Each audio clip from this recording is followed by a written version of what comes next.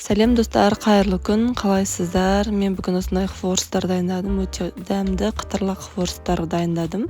Сіздер де міндетті түрде жасап көріңіздер, және де менің каналыма тіркеліп, видеоны соңына дейін көрлеріңізді өтінемін. Бүгін мен осындай шоколад және сгущенка мен екі түрлі қылып жасадым. Кезінде хворстың қадірін білмеген екенбіз, енді қазір өзіме қатты ұнайды, менің отбасыма да ұнайды. Сіздер де міндетті түрде жасап көріңіздер.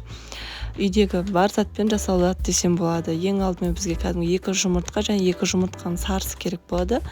Осы екеуін жақсылап біркелкі қылып араластырып аламыз.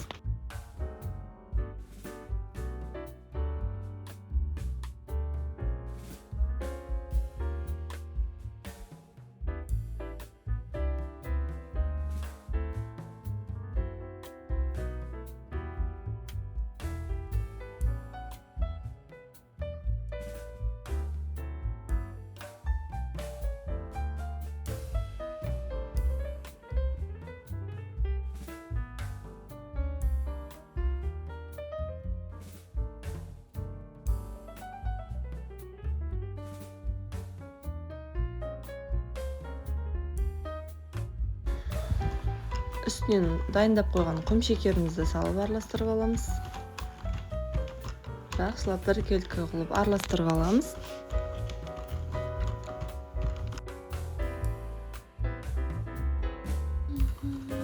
Кішкене тұздан, шым тұздан араластырамыз. Енді ұнымызды салып, бірінші жай-жайын салып, біркелкі қылып, ешқандай түйіршік болмау үшін осылай бірінші ұнымды жай-жайын салып араластырып аламын. Бұл жерде венчик қолдандым, негізінде қолданудың қажеті жоқ. Бұл неге хворстың қамырына қажеті жоқ. Вилкамен бірінші араластырып алсаңыз болады. Енді ұнымыздың барлығын салып, қаттылау қылып қамыр илеп аламыз.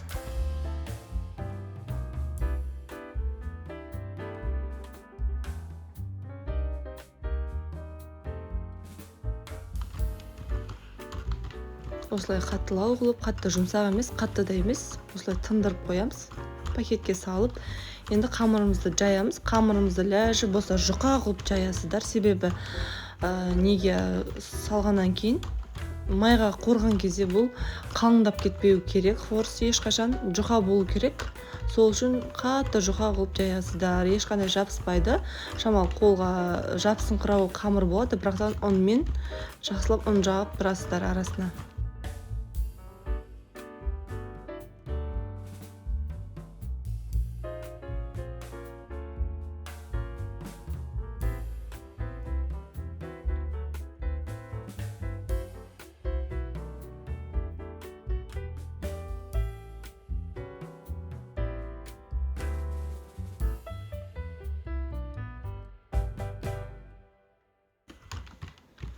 Мені осылайынан жұқалап мен қамыр жайып алдым. Осылай пышақпен жіңішкелеу қылып, осылай турап шықтым. Мен негізі осындай қамыр кесетін, бауырсақ кесеттерім бар еді. Сондай мен кессеңіздер жақсы болады. Пиццаға арналған кесетіндермен мен мүлде есіме шығып кетті, осы жерде шамалы пышақпен кесіп қойдым. Осы пышақпен кескеннен кейін барып есіме түсті, өзінде ондай пышақ бар екені.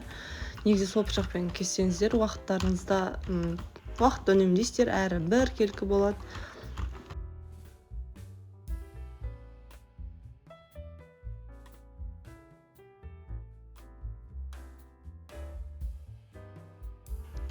Мен мына жерде пышағым тауып алып, осымен кеспеппін ғой деп тұрмын ғой енді. Енді осы нелерімізді шпажкеге болмаса менде үйде сушидің таяқтары болады еді. Мен осындайға болады сақтап қоямын сушилардың таяқтарын. Осылайынан біртіндеп кішкентай ыдысқа пісіріп аламын. Екеу үшеу салу егер мүмкіндік болса салып көріңіздер. Негізі шамалы опаснылы біртіндеп істей бергендеріңіз дұрыс, себебі осылай ұстап тұру керек, ажырап кетеді. Сосын тез қызарып пісіп қалады. Сол үшін біртіндеп салғандарыңыз дұрыс. Шамалы сарғайтсаңыздар болды. Жұмыртқамен иленгеннен кейін қатты қызарып кетеді.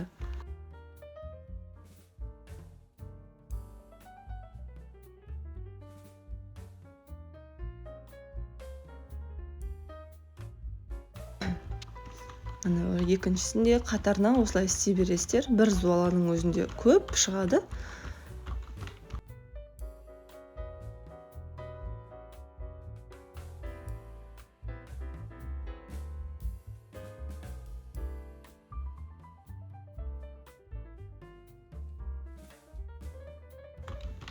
Мінекей менде хворостарым дайын.